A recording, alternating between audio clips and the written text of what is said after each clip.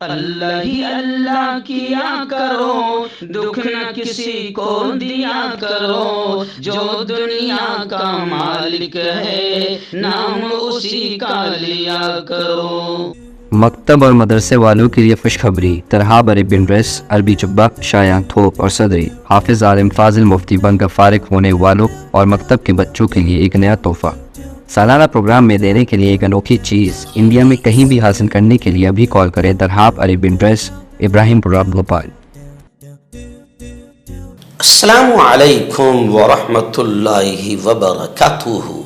नाज़रीन, इस्तकबाल है, स्वागत है आपका viral news live studio Jalgaon, Maharashtra, India में। मैं आपका मेज़बान मुफ्ती मोहम्मद हारून नदवी। आइए प्यारे मुल्क भारत की बहुत ही ख़ास बड़ी 10 अहम ख़बरों पर नज़र डालते हैं। लेकिन सबसे पहले मैं अपील करूंगा कि जो साथी नए हैं और अभी तक इस बेबाक सच्चे चैनल से जुड़े नहीं हैं, अगर आप चाहते हो कि आपको मुल्क भारत की और पूरी दुनिया की सही और सच्ची खबरें देखने और सुनने को मिले, तो फिर आप इस चैनल से जुड़ जाइए। सब्सक्राइब कर लीजिए हमारे इस चैनल को, बेल आइकॉन घंटी के बटन को भी दबा दीजिए ताकि हमारी हर वीडियो, हर खबर आपको आपके मोबाइल पर मिल सके।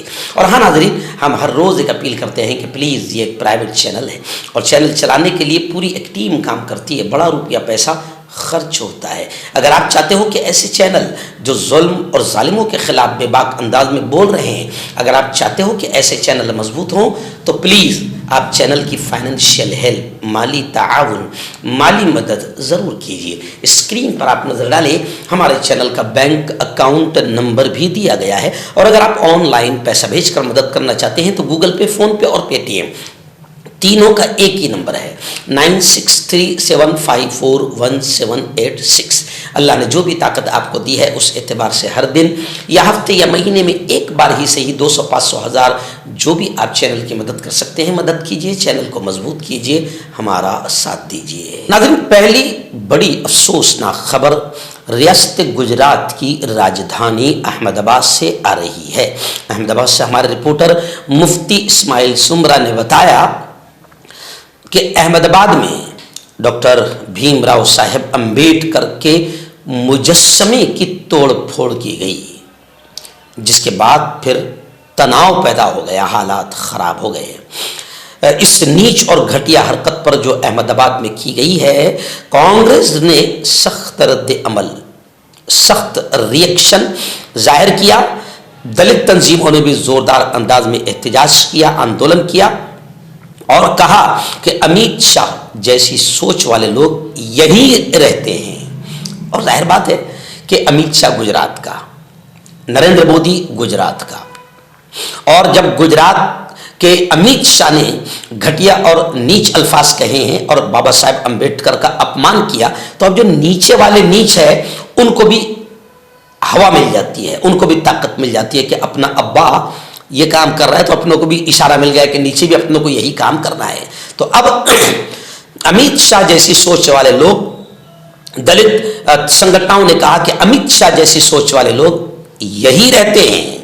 पुलिस कसूरवारों की पहचान में मसरूफ़ है।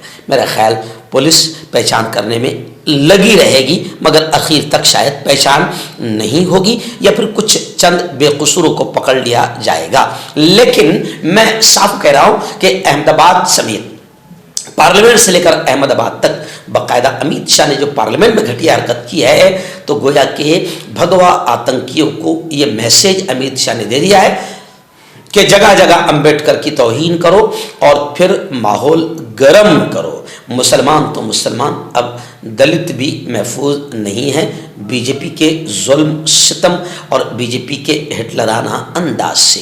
यानी अब मुल्क में अम्बेडकर की तौहीन करके संविधान की अहमियत को कम करने की ये एक नापाक साजिश है, ये एक षड्यंत्र है। नाज़रीन, दूसरी बड़ी खबर इस वक्त मेरी निगाहों के सामने है कि केंद्र सरकार ने, मरकजी सरकार ने तालीमी पॉलिसी, एजुकेशन पॉलिसी में बड़ी तब्दीली का ऐलान कर दिया। और वह ऐलान यह है कि अब 5th and 8th यानी 5वीं और 8वीं क्लास में फेल तलबा को, फेल स्टूडेंट्स को प्रमोट नहीं किया जाएगा, यानी आगे नहीं बढ़ाया जाएगा। मरकजी हुकूमत ने तालीम के हवाले से बड़ा फैसला लेते हुए नो डिटेंशन पॉलिसी को ख़त्म कर दिया है। नए कवानीन के तहत अब 5वीं और 8वीं क्लास के तालिब इल्मों को फेल होने की सूरत में अगली क्लास में प्रमोट नहीं किया जाएगा। वज़ारत तालीम के सीनियर अफसरान के मुताबिक इस नोटिफिकेशन का इतलाक, यानी जो नोटिफिकेशन मरकजी सरकार ने निकाला है, इसका इतलाक केंद्रीय विद्यालयों, नव विद्यालयों और सैनिक स्कूलों समेत मरकजी हुकूमत के ज़ेरे इंतज़ाम 3000 से ज़ायद स्कूलों पर होगा। यानी तालीमी पॉलिसी में बड़ा ऐलान कर दिया गया है कि अब 5वीं और 8वीं क्लास में फेल तलबा को प्रमोट नहीं किया जाएगा। तीसरी बड़ी खबर मेरी निगाहों के सामने है कि सरस्वती शंकर आचार्य ने मोहन भागवत के बयान पर तनकीद की, आलोचना की, टिप्पणी की और गुस्से का इजहार किया। आप जानते हैं कि मोहन भागवत ने पिछले हफ्ते में एक बयान दिया था कि अब किसी भी नए मंदिर या मस्जिद के मामले को उठाया न जाए। मोहन भागवत ने यह कहा था। और जो छोटे छोटे छुटभैये नेता है, जो हिंदुओं के नेता बनना चाहते हैं मंदिर और मस्जिद के मामले को उठाकर, उनको भी नसीहत की थी कि वो नेता न बने और माहौल को खराब न करें और मुल्क के अमन व अमान, शांति, एकता, अखंडता को बाकी रखें और मुल्क के विकास पर ध्यान दें। यह मोहन भागवत ने बयान दिया था। और अब कोई नए मंदिर या मस्जिद के मामले को न उठाए। अब इस बयान को लेकर सरस्वती शंकर आचार्य ने गुस्से का इजहार किया और कहा कि मोहन भागवत जी, पहले सत्ता के लिए, इक़्तिदार के लिए, कुर्सी हासिल करने के लिए तुम लोगों ने मंदिर और मस्जिद की सियासत की, राजनीति की, और अब जब सत्ता मिल गई तो अब नसीहत कर रहे हो। और आगे चलकर फिर सरस्वती शंकर आचार्य ने यूं समझिए कि माहौल को खराब करने वाली बात कही। और सरस्वती शंकर आचार्य ने कहा कि माजी में गैर मुल्की हमला आवरों के जरिए तबाह किए गए मंदिरों की फेहरिस्त तैयार की जानी चाहिए। यानी क्या बदमाशी कर रहे हैं आप समझ जाइए। और उन तमाम ढांचों का सर्वे किया जाना चाहिए। माजी में हिंदुओं पर कई मजालिम हुए हैं, उनके मजहबी मकामात को तबाह कर दिया गया है। अब अगर हिंदू बिरादरी अपने मंदिरों को बहाल और महफूज करना चाहती है तो इसमें क्या हरज है। यानी आप समझ जाइए कि सरस्वती शंकर आचार्य क्या मुल्क में अमन व अमान को नुकसान पहुंचाना चाहते हैं। तो अब वो शंकर आचार्य मोहन भागवत के बयान की तनकीद भी कर रहे हैं। नाज़रीन, चौथी बड़ी खबर स्क्रीन पर आप देख रहे हैं। एक तस्वीर आपको नजर आ रही है जिसमें महाराष्ट्र के एक्स चीफ मिनिस्टर, माजी मुख्यमंत्री उद्धवजी ठाकरे नजर आ रहे हैं और उनके साथ में दाढ़ी टोपी वाला एक मुस्लिम जवान नजर आ रहा है। उद्धवजी ठाकरे उसका सत्कार और सम्मान कर रहे हैं, उसकी तारीफ कर रहे हैं। और इस जवान का नाम है मोहम्मद आरिफ बामने। कोकण का, महाराष्ट्र का ये रहने वाला है। मोहम्मद आरिफ बामने की उद्धव ठाकरे ने तारीफ की, सत्कार और सम्मान किया। क्यों? इसलिए कि आप देख रहे हैं अभी 8 दिनों से मोहम्मद आरिफ बामने ही रियल हीरो, असली हीरो के नाम से हिंदुस्तान में देखा जा रहा है और जाना जा रहा है।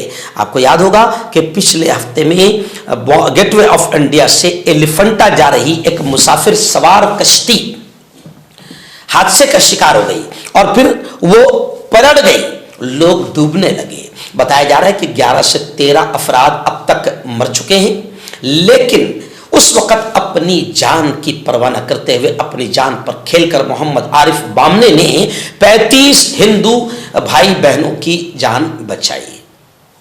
जाहिर बात है रियल हीरो है और ओरिजिनल सत्कार और सम्मान किया जाना चाहिए। और परमवीर चक्र और जितने भी बड़े हमारे यूं समझिए कि अवार्ड है इस मोहम्मद आरिफ बामने को मिलना चाहिए। लोग डिमांड कर रहे हैं और मोहम्मद आरिफ बामने ने इस वक्त भगवा आतंकियों के मुंह पर एक जूता मारा है, तमाचा मारा है। क्योंकि एक तरफ तो भगवा आतंकी मुल्क में नफरत फैला रहे हैं, दाढ़ी टोपी देखकर मॉब लिंचिंग कर रहे हैं, मुसलमानों को मार रहे हैं, पुलिस भी फंसा रही है, हर जगह मुसलमानों पर अत्याचार किया जा रहा है, और दूसरी तरफ मुसलमान अपनी जान की परवाह न करते हुए अपनी जानों पर खेलकर हिंदू भाइयों को बचाने का काम कर रहे हैं। नाज़रीन, पांचवी बड़ी खबर इस वक्त जलगांव शहर की है। जलगांव शहर से हमारे सीनियर सहाफ़ी मोहतरम सईद पटेल का शुक्रिया, उन्होंने ये खबर हमको भेजी है। खबर यह है कि खानदेश उर्दू कौंसिल जलगांव ने यौम अक़लियती हुकूक मनाया और इस मौके पर एक नशिस्त का इनेकाद अमल में आया। इस नशिस्त में खास तौर से खानदेश उर्दू कौंसिल जलगांव ने डिमांड किया है कि 2 मुस्लिम अराकीन असम्बली को वजारत यानी मंत्री पद और अक़लियती उमूर की कमेटियां तश्कील दी जाए, और भी कई मुतालबात खानदेश उर्दू कौंसिल जलगांव ने किया है। मैं आपको बताऊं कि इस मौके पर कौंसिल ने रियासत महाराष्ट्र की नई हुकूमत को मुबारकबाद पेश किया और मुल्क की अक़लियती तबक़ात में सबसे बड़ी अक़लियत कहने वाली मुस्लिम बिरादरी में से 2 मुस्लिम मेंबर असम्बली को वजारत में शामिल करने का डिमांड किया। साथ ही मौलाना आज़ाद मालियाती कारपोरेशन को फ़ाल, एक्टिव, मुतहर्रिक बनाया जाए और रियासत महाराष्ट्र में मंजूर शुदा मकामात पर उर्दू घरों की तामीरात का अमल शुरू किया जाए। महाराष्ट्र राज्य उर्दू साहित्य अकेडमी, रियासती हज कमेटी की तश्कील की जाए। अक़लियती उमूर के तमाम शोबों से वाबस्ता उमूर निज रियासत में अमन व अमान को यकीनी बनाया जाए। इस तरीके से बहुत ही अहम मुतालबात खानदेश उर्दू कौंसिल ने किए हैं। नशिस्त के अगराज़ व मक़ासिद मोहतरम सईद पटेल ने वाज़ेह करते हुए शुरका को 18 दिसंबर यौम अक़लियती हुकूक के तौर पर मनाया जाता है ये बताया और इसकी अहमियत को उजागर किया। फरहान अहमद सर ने उर्दू घर को उर्दू ज़बान और अदब की सरगर्मियों समेत अक़लियती तबके की सरगर्मियों को अंजाम देने के लिए ज़रूरी बताया। मोहम्मद ज़िया, मोहम्मद इदरीस बागवान ने अक़लियतों की स्कीमों की मालूमात पर रोशनी डाली। साबिक़ कौंसिलर रियाज बागवान ने हुकूमत की अक़लियतों की फलाह व बहबूद के लिए आने वाला फ़ंड वापस चला जाता है, इस पर तशवीश का इजहार किया। इस मौके पर जिला कांग्रेस की सनती सेल के सदर सलीम इनामदार ने मुतालबा किया कि मौलाना आज़ाद मालियाती कारपोरेशन से कर्ज़जात के हुसूल में आसानियाँ पैदा की जानी चाहिए। इस मौके पर शमा फरोजी, रियाज बागवान के और मेहमानों के हाथों अमलबाही कौंसिल के सदर अकील खान ब्यावली, हाजी अब्दुल रऊफ शेख, नौशाद हमीद, साबिक़ कारपोरेटर के नुमाइंदा अकरम देशमुख, आसिफ खान वगैरह शुरका ने इस नशिस्त में हिस्सा लिया। अकील खान ब्यावली ने इख्तिताम पर शुक्रिया की रस्म अदा की। नाज़रीन, बड़ी खबर आ रही है। जी हाँ, शेख हसीना वज़ीर आज़म एक थी हसीना बांग्लादेश की, अब इस वक्त वहां से वो फरार होकर हिंदुस्तान में छुपी हुई है। जी हाँ, हिंदुस्तान ने उसको पनाह दिया है। लोग तो हंसते हंसते ये भी कह रहे हैं, सोशल मीडिया पर लोग फन्नी जोक्स भी बना रहे हैं कि शेख हसीना को इसलिए हमारे नरेंद्र मोदी ने हिंदुस्तान में जगह दी है, पनाह दी है, क्योंकि हजरत को भी आगे चलकर भागने की जरूरत पेश आ सकती है, तो कोई तो सपोर्ट करने वाला होना चाहिए। खैर, शेख हसीना को यहाँ पर रखा गया है, तब हिंदुस्तान की कई तंजीमें, कई संगठनाएं ये अपील कर रही है कि शेख हसीना को वापस भेजें। और यही नहीं, अब बांग्लादेश की हुकूमत ने नोटिस दी है हिंदुस्तान को और लेटर लिखकर यह डिमांड किया है कि वो शेख हसीना को हमारे मुल्क बांग्लादेश भेजें, क्योंकि शेख हसीना मुजरिम है और उस पर कई मुकदमात चलाए जा रहे हैं। नाज़रीन, एक बड़ी खबर आ रही है। जी हाँ, पंजाब ग्रेनेड हमलों में मुलव्विस 3 अफराद, 3 जवान मारे गए। बताया जा रहा है कि खालिस्तान जिंदाबाद फोर्स के 3 अरकान उत्तर प्रदेश के पीलीभीत में छुपे हुए थे। इनकी शनाख्त गुरवेंद्र सिंह 25 साल, वीरेंद्र सिंह उर्फ रवि 23 साल और जसनप्रीत सिंह उर्फ प्रताप सिंह 18 साल के तौर पर की गई है। खालिस्तान जिंदाबाद फोर्स यानी KZF के तीनों ये अरकान थे जो मुबैना तौर पर पंजाब के सरहदी इलाकों में पुलिस इदारों पर ग्रेनेड हमलों में मुलव्विस थे।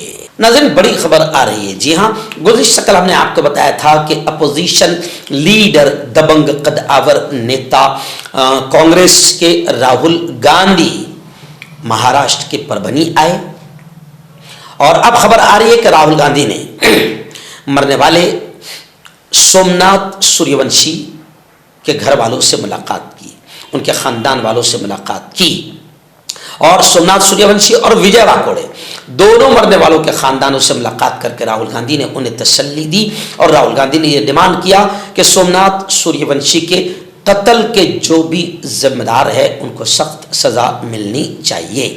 और जनता में ये बात फैल चुकी है कि सोमनाथ सूर्यवंशी के कत्ल के जिम्मेदार खुद हुकूमत है महाराष्ट्र की और पुलिस वाले हैं, इन जिन्होंने अंबेडकर वादियों को मार दिया है, कत्ल कर दिया है।